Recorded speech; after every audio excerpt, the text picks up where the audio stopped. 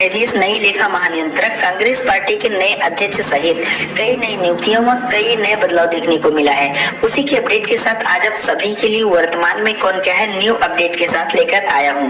दोस्तों, इस वीडियो में जितने भी क्वेश्चन कवर किए हैं वह सभी मोस्ट इंपोर्टेंट व डिटेल के साथ हैं। सभी क्वेश्चन अच्छे लेवल के व अच्छी क्वालिटी के साथ हैं। तो देर न करते हुए शुरू करते हैं। शुरू करने से पहले एक छोटी सी रिक्वेस्ट है, अगर चैनल पर नए हैं तो चैनल को सब्सक्राइब जरूर करिएगा।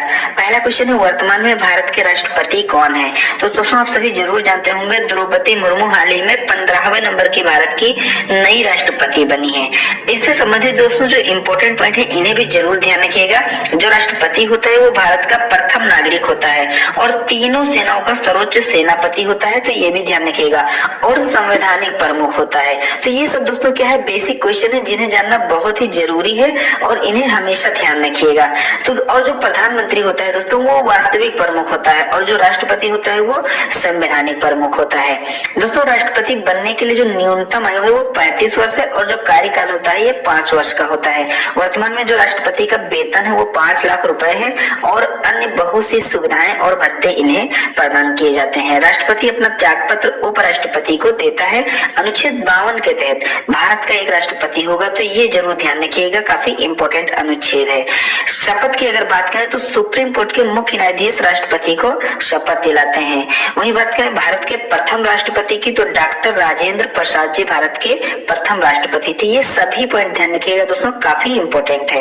नेक्स्ट क्वेश्चन है, वर्तमान में भारत के उपराष्ट्रपति कौन बने हैं? तो हाल ही में दोस्तों ये भी नए बने हैं, श्री जगदीप धनखड़ जी 14वें नंबर के। तो ये जो क्रम संख्या है इसे भी ध्यान रखिएगा, ये भी काफी इंपॉर्टेंट है।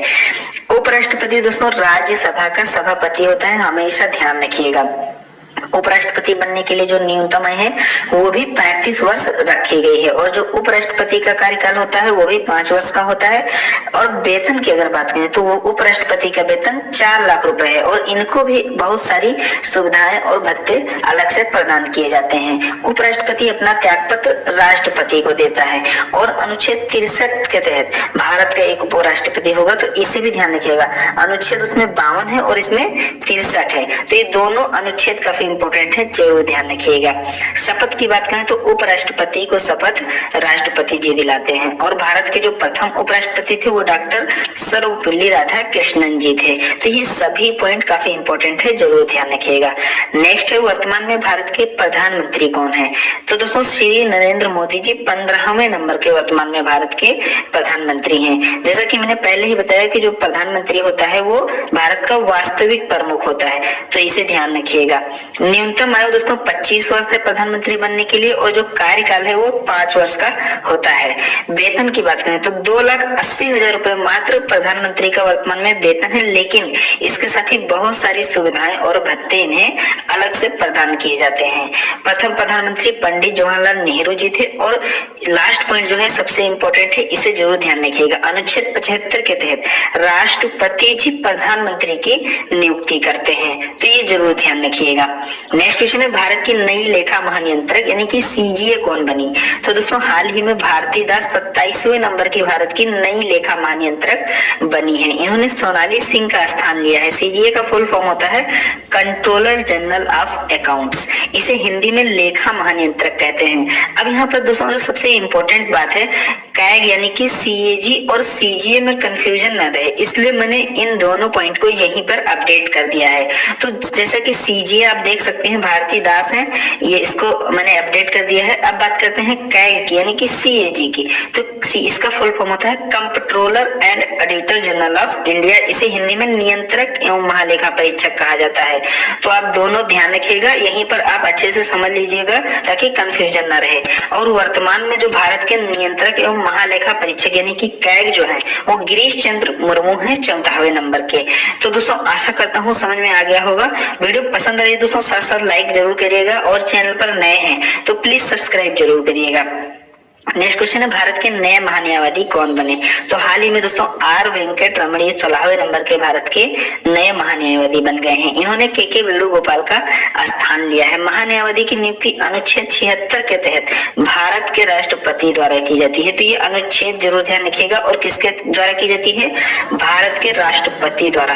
तो ये पॉइंट काफी इंपॉर्टेंट है, सभी जरूर ध्यान रखिएगा। दोस्तों जो भारत का महान्यायवादी होता है वो भारत सरकार का मुख्य कानूनी सलाहकार तथा प्रमुख वकील होता है, तो इसे ध्यान रखिएगा। नेक्स्ट क्वेश्चन है भारत के नए 50वें मुख्य न्यायाधीश कौन बने। तो डी.वाई. चंद्रचूड़ 50वें नंबर के भारत के नए मुख्य न्यायाधीश बन गए हैं। इन्होंने यू ललित का स्थान लिया है, यानी कि उदय उमेश ललित का स्थान लिया है। दोस्तों सुप्रीम कोर्ट की अगर स्थापना की बात करें तो 28 जनवरी 1950 को नई दिल्ली में इसकी स्थापना की गई थी। और जो दोस्तों ये जस्टिस डी.वाई. चंद्रचूड़ हैं, यानी कि जो अभी बने हैं लेटेस्ट, इनका पूरा नाम क्या है। तो आपको शॉर्ट और जो है फुल नेम दोनों ध्यान रखना है, क्योंकि अभी कभी एग्जाम में मान लीजिए आप डी.वाई. चंद्रचूड़ पढ़ के गए और एग्जाम में पूरा नाम दे दिया गया, तो आपको तो ऐसा लगेगा कि ये तो मैंने कभी देखा ही नहीं है। तो आपको एक फुल फॉर्म के साथ साथ में शॉर्ट भी ध्यान रखना है, और जो पूरा नाम होता है वो भी ध्यान रखना है। तो इनका जो डी.वाई. चंद्रचूड़ है, इसका मतलब है धनंजय यशवंत चंद्रचूड़, ये इनका पूरा नाम है। ये मुंबई यानी कि महाराष्ट्र के रहने वाले हैं। तो ये सभी पॉइंट ध्यान रखिएगा। नेक्स्ट है बीसीसीआई के नए अध्यक्ष कौन बने। तो दोस्तों हाल ही में रोजर बिन्नी बीसीसीआई के नए अध्यक्ष बन गए हैं। तो जो अध्यक्ष हैं वो रोजर बिन्नी बने हैं। इनसे पहले जो थे वो सौरभ गांगुली थे, और जो सचिव हैं वर्तमान में वो जय शाह है, और सीओ हेमांग अमीन है, और एथिक्स ऑफिसर और लोकपाल कौन है, विनीत सरन है। बीसीसीआई की स्थापना 1928 में हुई थी। इसका मुख्यालय मुंबई में स्थित है। तो ये सभी पॉइंट दोस्तों वेरी मोस्ट इंपॉर्टेंट है, आप जरूर ध्यान रखिएगा। नेक्स्ट क्वेश्चन है कांग्रेस पार्टी के नए अध्यक्ष कौन बने। तो हाल ही में दोस्तों मल्लिकार्जुन खड़गे कांग्रेस पार्टी के नए अध्यक्ष बन गए हैं। ये क्वेश्चन काफी इंपॉर्टेंट है, इसे जरूर ध्यान रखिएगा। कांग्रेस पार्टी की स्थापना हुई थी 1885 में, और इसका चुनाव चिन्ह हाथ का पंजा, और इस पार्टी का जो मुख्यालय है वो नई दिल्ली में स्थित है। इन्होंने यानी कि चुनाव में इन्होंने शशि थरूर को हराया। मल्लिकार्जुन ने किसको हराया है, शशि थरूर को। कांग्रेस पार्टी के जो संस्थापक थे ए.ओ. ह्यूम थे, दादा भाई नौरोजी और दिनसा वाचा, इन तीनों ने मिलकर कांग्रेस पार्टी की स्थापना की थी। वर्तमान में राष्ट्रीय अध्यक्ष कौन है, मल्लिकार्जुन खड़गे है, और इनसे पूर्व कौन थे, सोनिया गांधी जी थी। सबसे इंपॉर्टेंट जो बात है यहाँ पर, कांग्रेस में 24 साल बाद गांधी परिवार के अलावा कोई अन्य नेता अध्यक्ष बना है, इसलिए ये क्वेश्चन दोस्तों काफी इंपॉर्टेंट हो जाता है। तो ये सभी पॉइंट जो है एक बेसिक स्टैटिक जीके की तरह है, करंट के साथ साथ, तो ये सभी पॉइंट अच्छे से ध्यान रखना है। नेक्स्ट क्वेश्चन है भारत के नए उप चुनाव आयुक्त कौन बने। तो हाल ही में दोस्तों अजय भादु भारत के नए उप चुनाव आयुक्त बन गए हैं। तो बात करें अगर चुनाव आयुक्त की, तो अनूप चंद्र पांडे हैं वर्तमान में चुनाव आयुक्त, और जो मुख्य चुनाव आयुक्त हैं वो राजीव कुमार हैं, और उप चुनाव आयुक्त जो है वो अजय भादु हैं। तो ये ध्यान रखिएगा। मुख्यालय की बात करें तो चुनाव आयोग का मुख्यालय नई दिल्ली में स्थित है, और इसकी स्थापना की गई थी 25 जनवरी 1950 को। नेक्स्ट क्वेश्चन है वर्तमान में यूआईडीआई के अध्यक्ष कौन है। तो सौरभ गर्ग हैं। इसकी स्थापना की गई थी सन 2009 में, और मुख्यालय इसका नई दिल्ली में स्थित है। इसे हिंदी में भारतीय विशिष्ट पहचान प्राधिकरण कहा जाता है। इसका फुल फॉर्म होता है unique identification authority of India. तो इसे भी ध्यान रखिएगा। नेक्स्ट क्वेश्चन है वर्तमान में नीति आयोग के अध्यक्ष कौन है। तो दोस्तों जैसा कि मैंने आपको शुरू में बताया कि जो उपराष्ट्रपति होता है वो हमेशा राज्यसभा का सभापति होता है, वैसे ही हमेशा नीति आयोग का जो अध्यक्ष होता है वो देश का प्रधानमंत्री होता है। जो भी प्रधानमंत्री बनेगा वो नीति आयोग का अध्यक्ष होगा। तो नीति आयोग के वर्तमान अध्यक्ष कौन हो जाएंगे, श्री नरेंद्र मोदी जी हो जाएंगे। इसी के साथ दोस्तों ये भी ध्यान रखिएगा कि जो उपाध्यक्ष है वो सुमन के बेरी हैं, और सीओ परमेश्वरन अय्यर हैं। नीति आयोग की स्थापना 1 जनवरी 2015 को की गई थी, जिसका मुख्यालय नई दिल्ली में स्थित है। नीति का फुल फॉर्म होता है national institution for transforming India. तो इसे ध्यान रखिएगा। नेक्स्ट वर्तमान में रेलवे बोर्ड के अध्यक्ष और सीईओ कौन है। तो विनय कुमार त्रिपाठी दोस्तों रेलवे बोर्ड के अध्यक्ष और सीईओ हैं।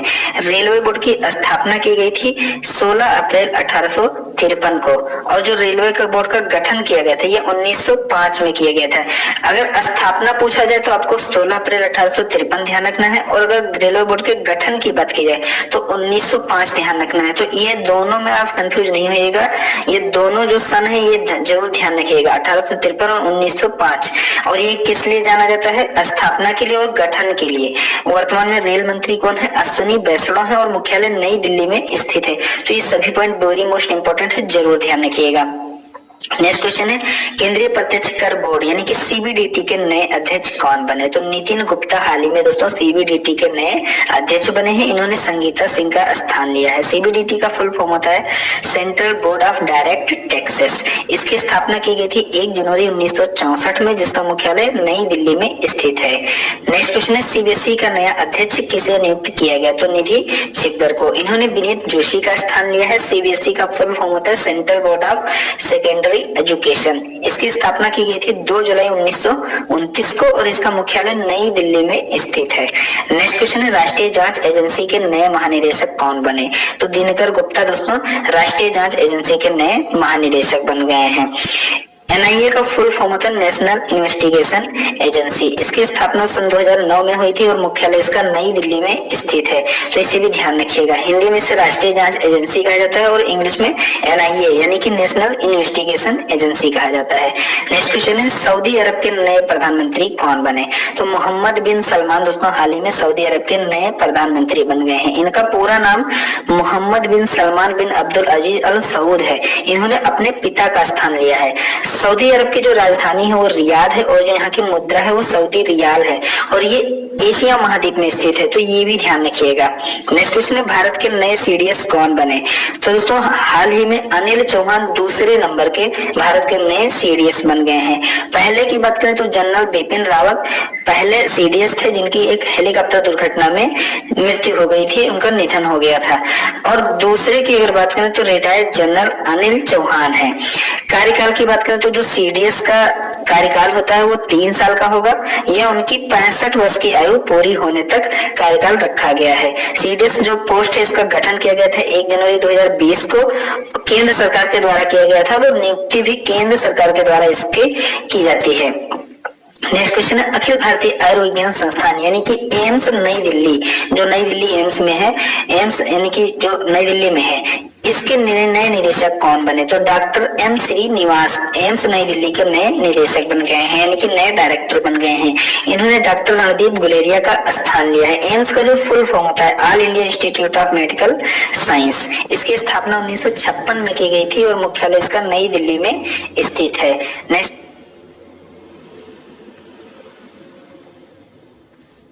और पूरा वीडियो देखने के लिए लिंक डिस्क्रिप्शन में दिया गया है, कृपया जाके क्लिक करें। धन्यवाद।